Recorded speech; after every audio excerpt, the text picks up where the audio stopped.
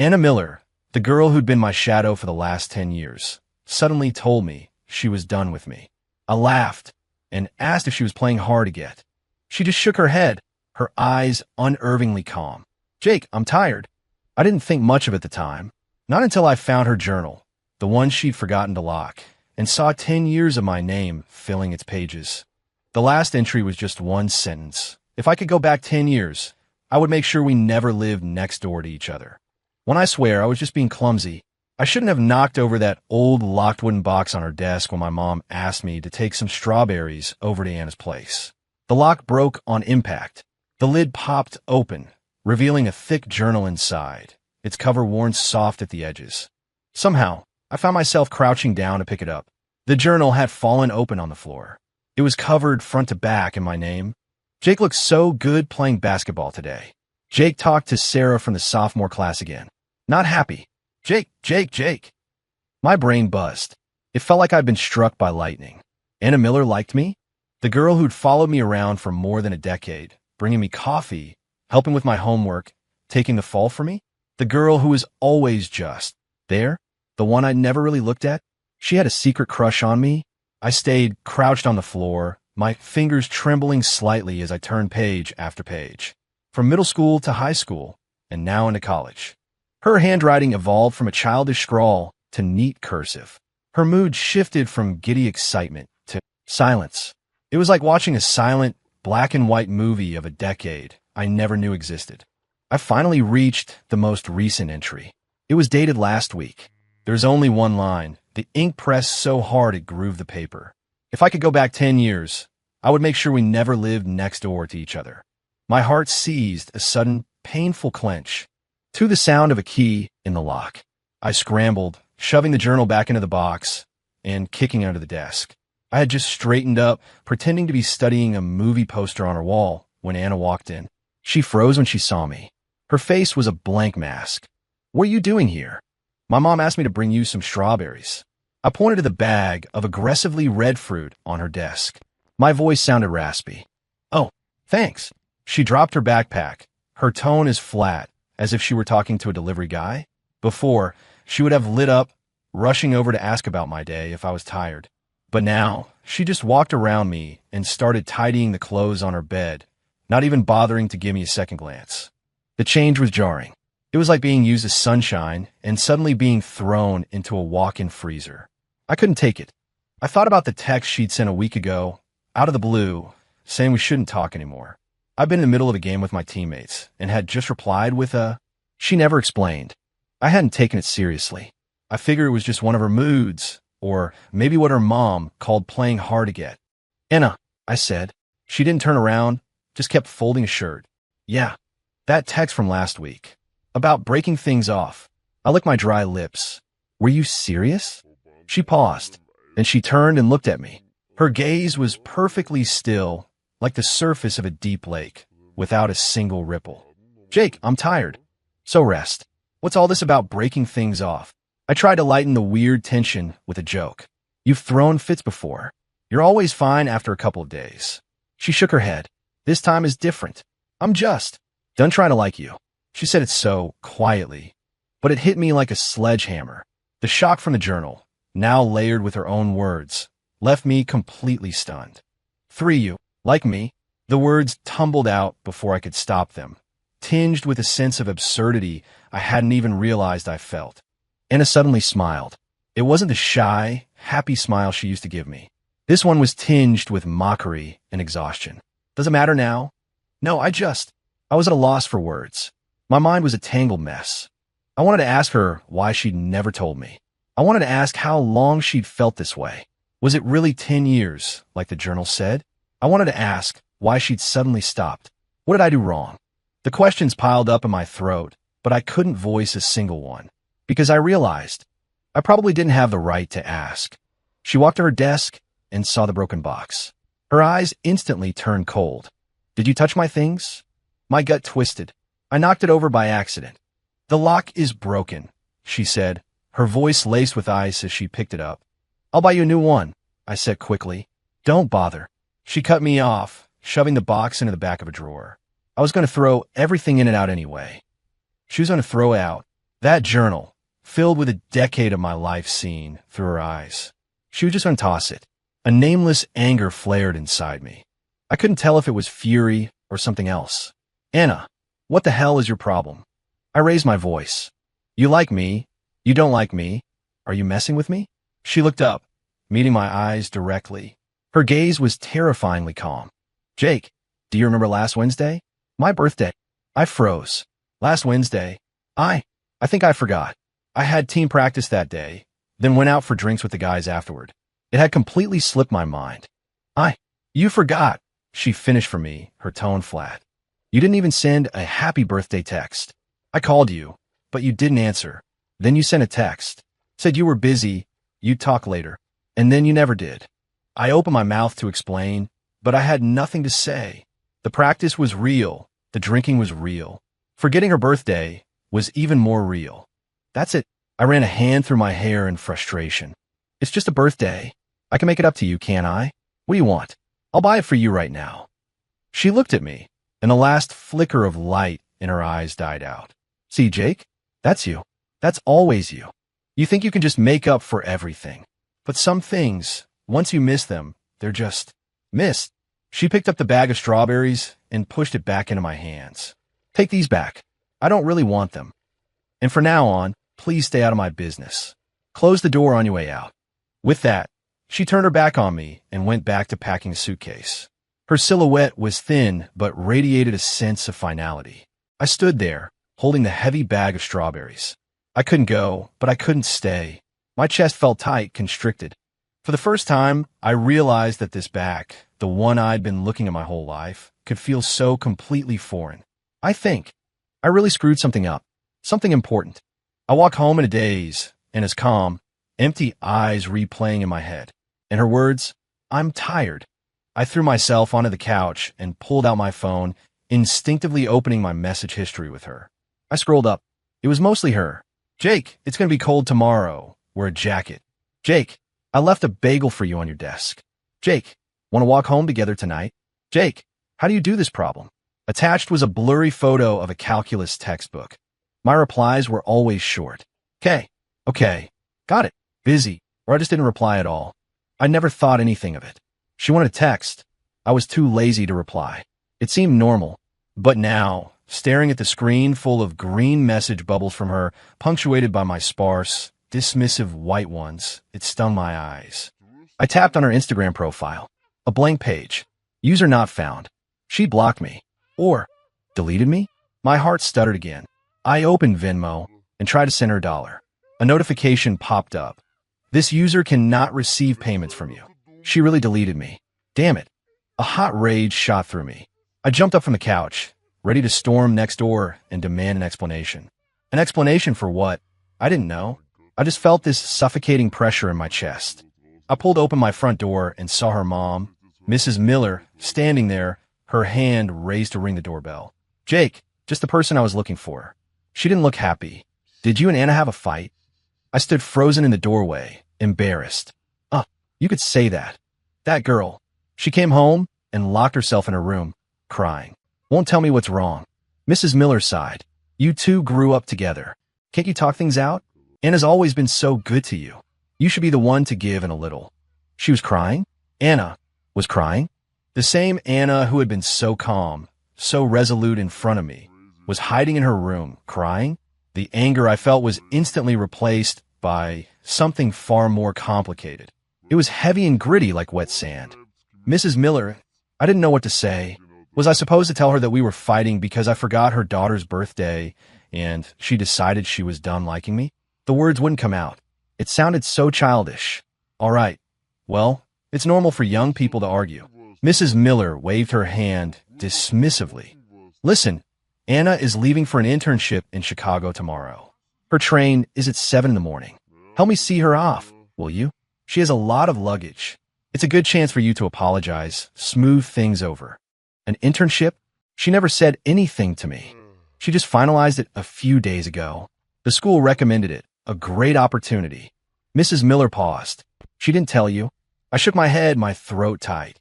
She was leaving, and she wasn't even going to tell me. 5 the next morning. I was awake at 5:30. Or rather, I hadn't really slept at all. Every time I closed my eyes, all I saw was Anna's face and that journal. At 6, I found myself downstairs, leaning against the entrance of our apartment building. I lit a cigarette, took a few drags, and then angrily stubbed it out. At 6:20, Anna came down, dragging a large suitcase. She stopped short when she saw me. Then she immediately looked away, as if I wasn't there, and tried to pull her suitcase past me. "I'll take you," I said, blocking her path and reaching for her luggage. She sidestepped me. "No, thanks." Her voice was cold. "Your mom asked me to," I said, playing the mom card. "I'll tell my mom you did." She tried to walk around me again. The wheels of her suitcase rumbled on the pavement. I caught up and grabbed the handle. "Anna, do you have to be like this?" She stopped and turned to face me. In the faint morning light, her face was pale, with dark circles under her eyes. "Yes, Jake, I do." "What?" I said I do. She enunciated every word. "Right now, whenever I look at you, the last 10 years of my life feel like a joke." Her words were knife, quick and precise, straight to my heart. I took a deep breath. "Okay, fine. I was wrong. I forgot your birthday, and I was a jerk. I'm sorry, all right? It's not necessary." She tried to pull the suitcase away. I held on tight. "Then what do you want from me?" I was getting desperate. "You said you're done liking me. Fine, I get it. But we've known each other for over a decade. You're just trying to throw it all away? You won't even let me drive you to the station?" She looked at me, and a strange, pitying smile touched her lips. "You look pathetic right now, Jake. You're just not used to it. You're not used to your little shadow disappearing. You're not used to having your ever-reliable backup plan gone. You'll get used to it. It'll be fine." She gave a sharp tug and wrenched the suitcase from my grip. She turned and flagged down a taxi that was just pulling up. Her movements were sharp and efficient. I stood there, frozen like a statue, watching her get in and close the door. The car started, merged into the early morning traffic, and disappeared. She never even glanced back. The air was filled with the smell of exhaust fumes and her last words, echoing in my head. "You'll get used to it. It'll be fine." Would I? Really? 6, I stood there on the corner where the taxi's taillights had vanished for at least 10 minutes. My mind was a blank slate, except for that one sentence playing on a loop. "You'll get used to it. It'll be fine. Like hell I will." I kicked a nearby trash can. It clattered loudly in the quiet morning air. A window opened in the building across the street, and someone yelled, "What's your problem, psycho?" "It's 6 in the morning." I didn't answer. I just turned and walked home. My mom was setting out breakfast. "You're back already?" That was fast. I ignored her, went straight to my room, and slammed the door. "What's with you? Did you swallow a hornet?" My mom grumbled from the kitchen. I fell onto my bed, staring at the ceiling. The faint scent of Anna seemed to linger in the air. She'd been over last week to help my mom with something, and she'd sat at my desk. The light jasmine scent from her shampoo. Now it felt suffocating. I rolled over in frustration and grabbed my phone. My thumb automatically went to my contacts and found Anna. I was about to hit dial when I remembered. She deleted me. I messaged Venmo. She even unfriended me on whatever stupid game apps we were connected on. Unbelievable. She was thorough. I opened my chat with my best friend, Chris. "Where you at?" "Online. 5-man squad. Need one more." "Get on, loser," he replied instantly. Usually, I'd shoot back at daddy's here. But today, my fingers hovered over the screen. I typed, "Anna left." "Left for where?" "An internship. Chicago." "Oh, nice. Good for her. That means no one's breathing down your neck anymore. Drinks tonight to celebrate your freedom." Freedom? I stared at the word. It felt like a sick joke. That spot on my chest didn't feel free. It felt like it had caved in. It was hollow and achy. In the days that followed, I tried to fill that void. I spent all my time with Chris and the guys at the campus esports arena, playing until dawn. I skipped classes to sleep in my dorm. I even, for the first time ever, tried to read a textbook for one of my classes. Nothing worked. Everywhere I looked, there was a ghost of Anna. In the dining hall, seeing scrambled eggs reminded me of how she'd always give me her share. "You're a growing boy. Eat up," she'd say, sounding like a little old lady. Walking past the basketball court, I'd remember her sitting on the bleachers, holding my jacket and a water bottle, her eyes sparkling as she watched me play. At night, walking back to my dorm, I'd instinctively look up at the lamppost where she used to wait for me. The most ridiculous part was when I woke up starving in the middle of the night, and my first impulse was to text her to complain. The message failed to send, a red exclamation point appearing next to it. This person is not receiving messages from you. Damn it. I threw my phone to the foot of the bed and pulled a pillow over my head. Anna Miller, you're haunting me, aren't you?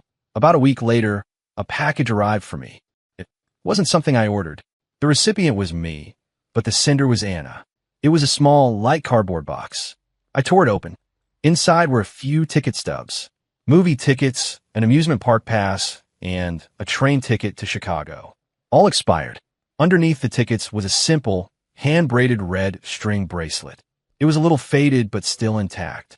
I'd bought it for her our sophomore year of high school from a street vendor for $10. I told her it was a good luck charm. She actually believed me and wore it for years, never even taking it off to shower. At the bottom of the box was a sticky note. Anna's neat handwriting read, "Jake, found these while cleaning. Figured I should return them to you. Take care." I stared at the pile of junk. The movie tickets were from a night I'd bailed on her to play video games with my friends. The amusement park pass was from the summer she'd begged me to go with her. I finally agreed, then overslept, making her wait for me in the sun for 2 hours. The train ticket was from last year's fall break. She wanted to go home and asked if I could help her book a ticket with mine. I'd replied, "Just go by yourself. I'm going hiking with some people." All this stuff I had completely forgotten.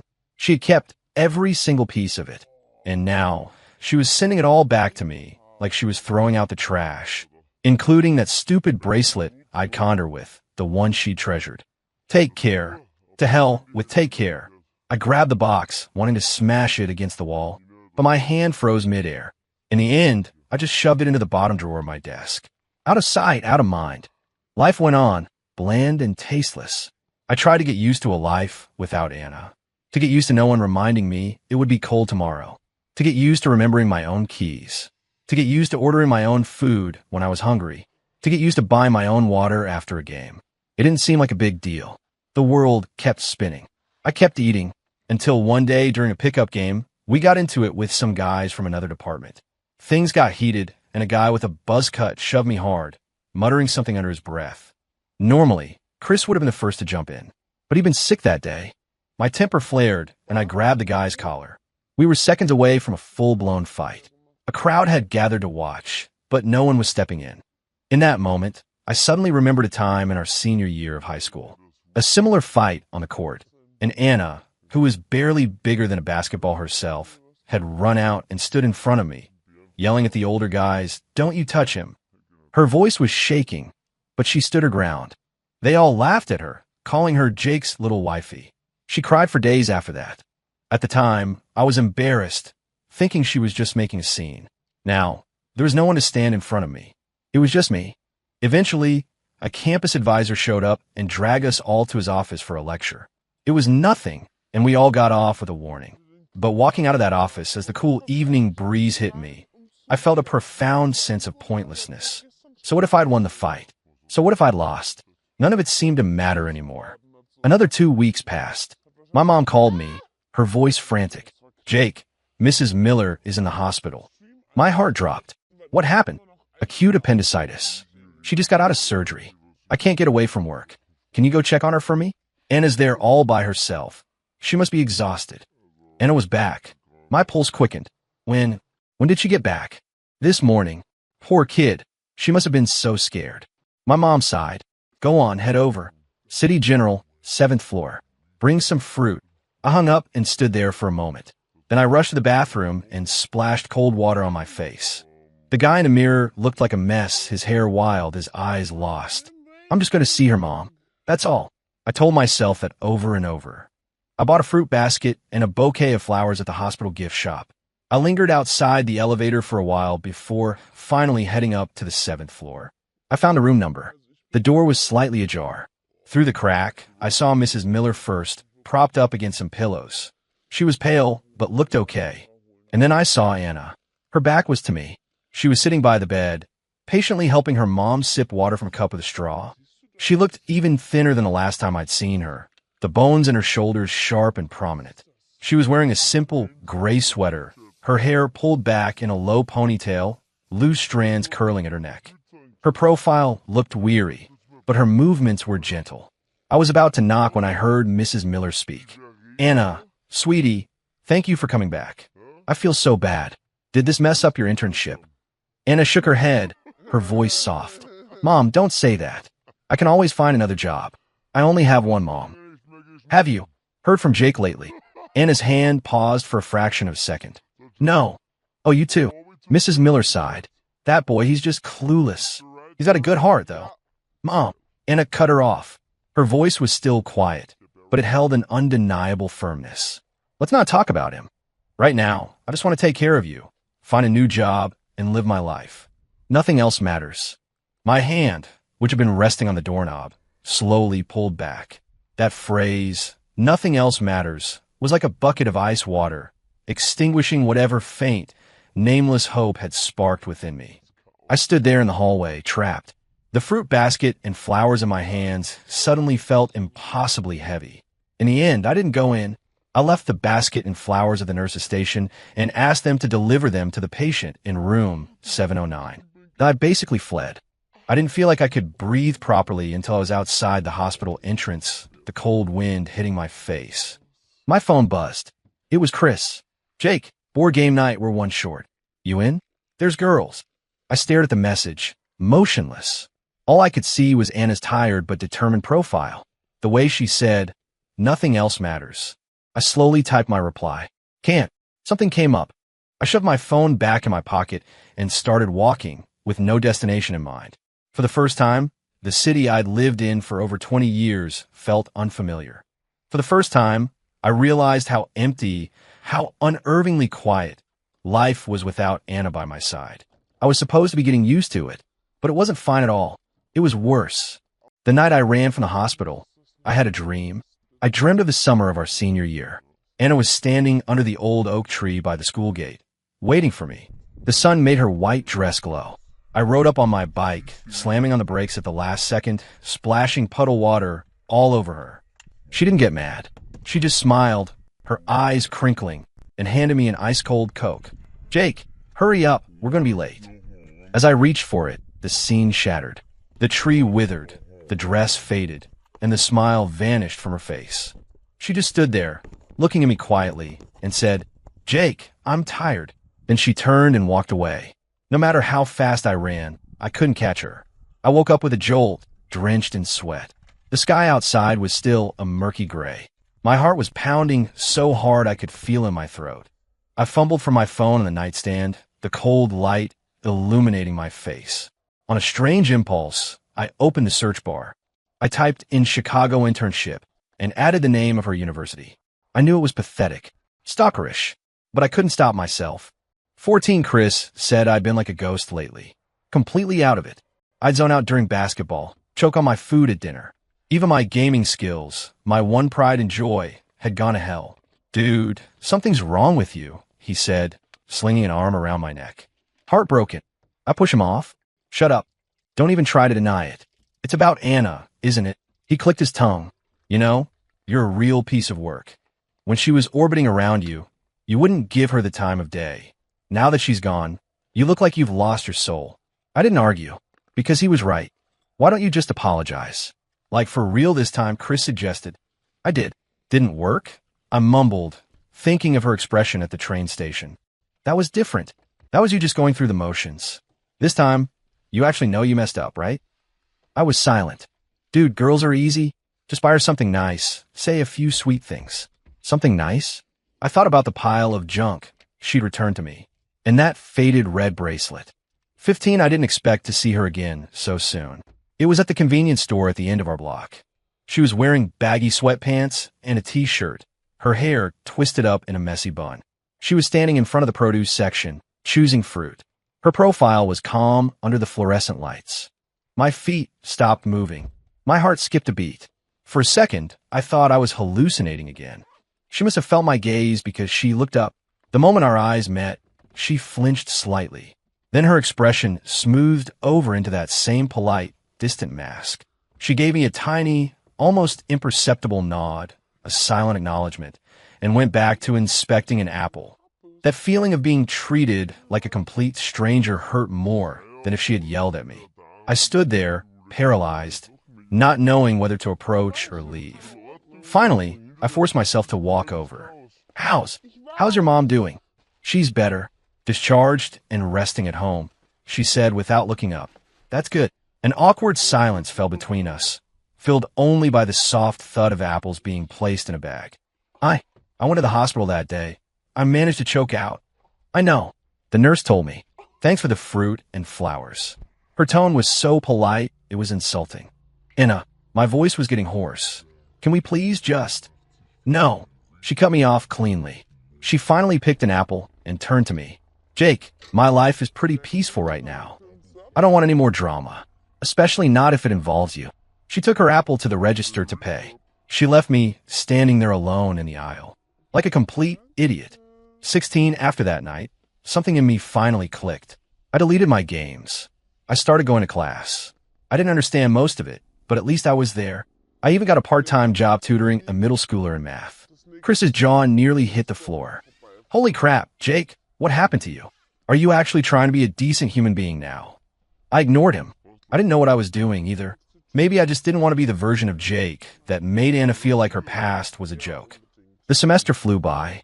After my last final, I walked out of the exam hall and let out a long breath. I felt like I'd shed my skin. My phone rang. It was my mom. Jake, you done with exams? Come home for dinner tonight. Mrs. Miller made your favorite barbecue ribs. She wanted to thank you for visiting her at the hospital. My heart jumped. Is she there? Who? Oh, Anna? Yes, she's here. Got back yesterday for summer break. 17, I stood at my own front door, feeling a rare wave of nervousness. I took a deep breath before pushing the door open. The smell of dinner filled the air. Mrs. Miller came out of the kitchen, wearing an apron and a warm smile. Jake's home. Go wash up, dinner's ready. My mom was setting the table. The dining room was bright and warm. Anna was already sitting at the table, looking down at her phone. She looked up when she heard me come in. Our eyes met. Her expression was a little softer than at the convenience store, but still distant. She gave me a slight nod. Dinner was strange. Our moms chatted away, mostly telling embarrassing stories about us as kids. Anna and I were both silent, focused on our food. What's gotten into you two? My mom finally asked, noticing the weird vibe. You used to never shut up when you were together. Now you're both acting like mutes. Mrs. Miller looked at us, her gaze curious. Anna put down her fork and wiped her mouth. Mom, Mrs. Anderson, I'm finished. You guys take your time. She stood up, took her plate to the kitchen, and then walked straight across the hall to her own apartment. The click of her door closing was soft, but it landed like a punch to my gut. Mrs. Miller sighed. That girl, she seems different since she came back. So quiet, like she's got a lot on her mind. My mom shot me a glare. Did you do something to upset Anna again? I opened my mouth, but nothing came out. The barbecue ribs on my plate suddenly tasted like ash. 18 summer break was officially underway. Anna seemed busy, leaving early and coming back late. I heard she was looking for a new internship. Even though we were neighbors, we barely saw each other. The few times we passed in the hallway, it was just a quick nod before we went our separate ways. In mid-July, my dad came back from a business trip with 2 tickets to a water park that he got from his company. My mom handed them to me. Take your sister out for a day. Have some fun. By sister, she meant Anna. She'd been calling her that since we were kids. I stared at the tickets for a long time. That evening, I heard the door across the hall open. I took a deep breath, yanked my own door open, and stepped out. Anna was coming back from taking out the trash. She jumped when she saw me blocking her doorway. Can I help you? I held out the tickets, trying to sound casual. Hey, my dad got these. Want to go? She didn't take them. She glanced at the tickets, then back at me. No, thanks. I'm busy tomorrow. What about the day after? Busy then, too. The day after that? Jake. She stopped me. I really don't have time. Besides, she paused. It's not really appropriate for the two of us to go to a place like that together. What's not appropriate? We used to go all the time when we were kids. That was when we were kids. She looked at me, her eyes clear and direct. We're not kids anymore, Jake. It's different now. She walked around me, unlocked her door, went inside, and closed it. It was all one smooth motion. I stood there in the empty hallway, clutching the 2 tickets, feeling like a clown who just performed his heart out to an empty theater. 19, the tickets expired. I never went. Chris and I went to the esports arena instead. We played all day. I lost nearly every match. Chris called me trash. I didn't even argue. One night in early August, the air was thick and heavy, threatening a thunderstorm. I got a frantic, tearful call from Mrs. Miller. "Jake, are you home? Anna went out for a walk, and she's not back yet. Her phone's going straight to voicemail. It's about to pour." My heart clenched. I shot up from my bed. "Don't worry, Mrs. Miller. Her phone probably died. I'll go look for her." I grabbed my keys and an umbrella and bolted out the door. The sky was black. The wind was howling, kicking up dust and leaves. I started running along the path she usually took for her walks, shouting her name. The park, the river walk, the little strip mall. No sign of her. Then the rain started. Big, heavy drops coming down fast.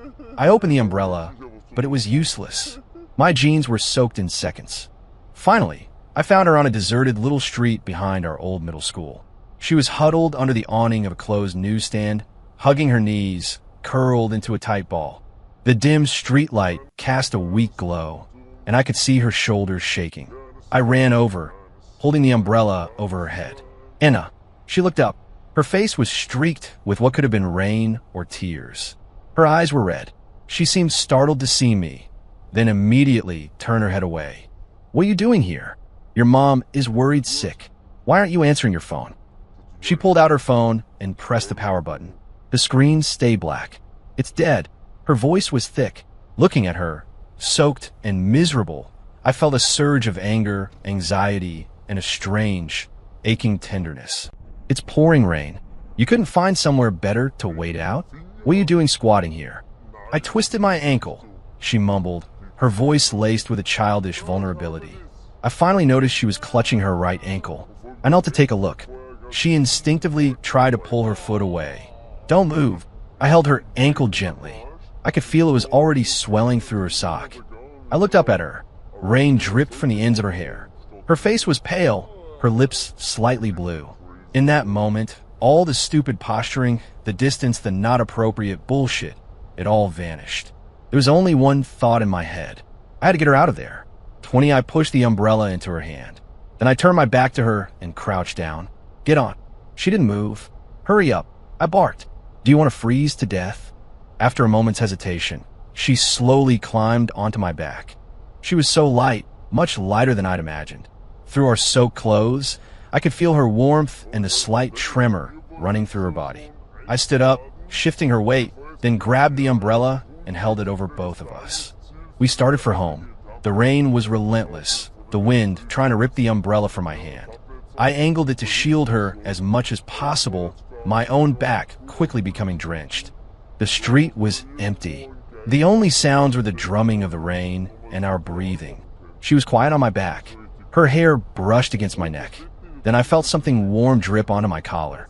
I couldn't tell if it was rain or her tears. "Jake," she said suddenly, her voice muffled against my shoulder. "Yeah, that bracelet. I didn't really want to give it back to you." My steps faltered. I was so hurt. I just felt like, for 10 years, it was all me. Like you never needed me at all. Her words hit me like a physical blow, leaving me aching and breathless. "I do," I heard myself say. My voice was low, almost lost in the storm, but clear. The body on my back went rigid. "I got used to you nagging me. I got used to you bringing me breakfast. I got used to you having water for me after a game. I got used to you just being there whenever I turned around. Since you left, my life has been a complete mess." The words I've been choking on for months came pouring out. "Anna, it's not that I didn't need you. It's that I was so damn used to you. I just assumed you'd always be there. I was wrong. I took everything you did for granted." She didn't say anything, but I felt her arms tighten around my neck. As we neared our building, the rain started to let up. I walked slowly, carrying her. Neither of us spoke. The air smelled of wet earth and the faint, rain-washed jasmine scent of her hair. "Jake," she said again. "What now?" "You're going the wrong way. My apartment is that way." "Not the wrong way," I said. "We're going to my place first. I'll take care of your ankle. If your mom sees you like this, she'll have a heart attack." She just said, "Oh," and fell silent. And I think she rested her head gently against my back. When we got to my apartment, we were both soaked to the bone. My mom gasped when she saw us, then immediately sprang into action, grabbing dry towels and a change of clothes for Anna. I set Anna down on a chair in my room and went to find the first aid kit. My mom followed me in, glanced at Anna's swollen ankle, then at me. Her expression was complicated, but she didn't ask questions. She just said, "Put a cold compress on that. I'll go make some ginger tea." I knelt in front of Anna, wrapping an ice pack in a towel and carefully placing it on her ankle. She flinched. "Hang in there," I said, my touch becoming even gentler. The room was quiet, filled only by the sound of our breathing. She was swimming in my oversized t-shirt and shorts, looking like a kid playing dress-up. Her hair was still damp, plastered to her head. Her face was pale, but her eyes were bright, and she was watching me intently. "What are you looking at?" I grumbled, feeling my ears get hot. "Jake," she said softly, "what you said before, did you mean it?" I knew what she was asking. I kept my eyes on her ankle and just nodded. "Yeah, I meant it." She was quiet for a long moment. Then I heard her whisper, "I'll trust you. One more time." My head snapped up. She was looking at me, her eyes shimmering, but the corners of her mouth were turned up in a small, hesitant smile. It was faint, but it was real. It was like the sky, after weeks of rain, had finally cracked open to let the sun through. Looking at that smile, the hollow space in my chest that had been aching for months suddenly felt full. It was a warm, expansive feeling. I couldn't help but smile back. "You're an idiot." 22 that night, after icing her ankle and making her drink the ginger tea, I walked Anna back across the hall. Mrs. Miller was a whirlwind of thanks and relief. The next morning, I knocked on their door. Anna answered, still limping slightly, holding onto the doorframe for support. She looked surprised to see me. "It's early." I brought my hands out from behind my back.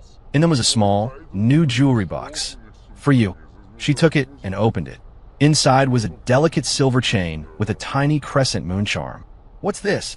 "I owe you," I said, scratching the back of my neck. "A birthday present. I know it's really late." She stared at the necklace, saying nothing. I started to get nervous. "You don't like it?" I can take it back." "I love it," she said, looking up, her eyes shining. "Can you put it on for me?" I froze for a second, then clumsily took the necklace and moved behind her. My fingers brushed against the skin on the back of her neck. It was cool to the touch. I could smell my own shampoo in her hair.